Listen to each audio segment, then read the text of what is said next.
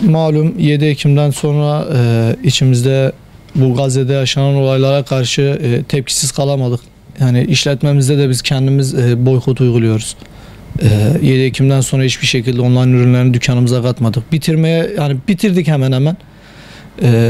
İşte en son eşim de sağ olsun gönlünden geçen, ya benden rica etti, ya dedi böyle bir durum var. Ben dedi bir künyem var dedi, bunu dedi Umut Kervanı'na dedi başlamak istiyorum. Onlar da dedi Gazze'ye dedi ulaştırabilirler mi? Biz de tabii sağ olsun Züheyr hocamız var.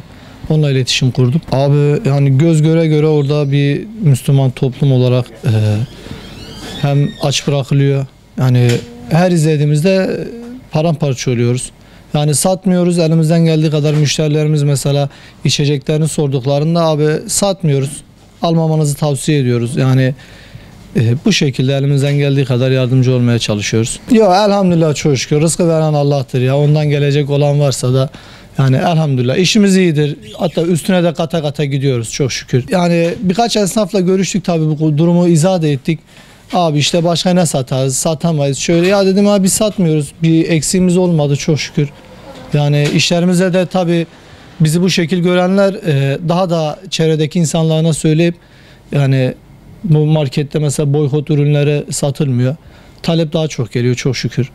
İyidir abi işimiz çok şükür. Ya satmıyoruz, huzurluyuz, mutluyuz, bu şekilde de iyidir ya bizim için. Hocam bu eşimin künyesi Gazze'deki soykırıma karşı oradaki kardeşlerimize bir nebze de olsa yani yardımcı olmak babında sizlere biz teslim ediyoruz. Siz ulaştırması gereken yerlere Allah'ın izniyle ulaştırırsınız. Evet, Allah-u Teala razı olsun. Evet. Hem sizden hem yenge hanımdan. Evet. Yani bu duyarlılığı göstermeniz gerçekten bizi çok duygulandırdı.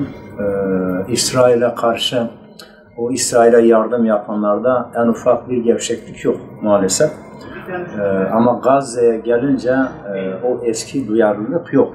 Dolayısıyla böyle bir ortamda sizin gibi hayırseverlerin olması gerçekten takdire şayan. Allah-u Teala sizin sayınızı artırsın inşallah. Hem bunu bağışlamanız hem de boykot ürünlerini satmamanız gerçekten takdire şayan. Allah-u Teala sizden razı olsun. Allah-u Teala kasanıza, kesenize, ömrünüze, çocukların ömrüne, yengenin ömrüne bereketler ihsan eylesin inşallah. Rızık Allah-u Teala'nın elindedir.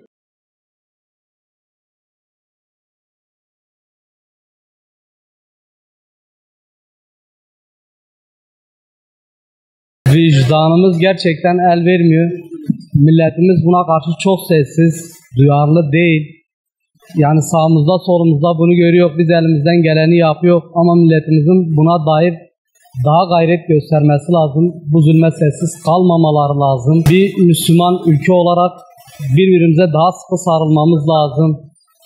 Biz gerçekten Gazze sınıfı geçti, biz sınıfta kalanlardanız.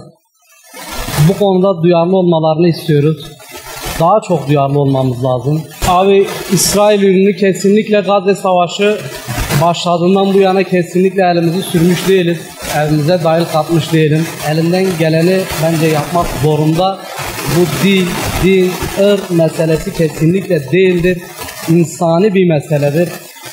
İnşallah elimizden geleni yapacağız ve buna sessiz kalmayacağız abi. Abi daha çok kazandım.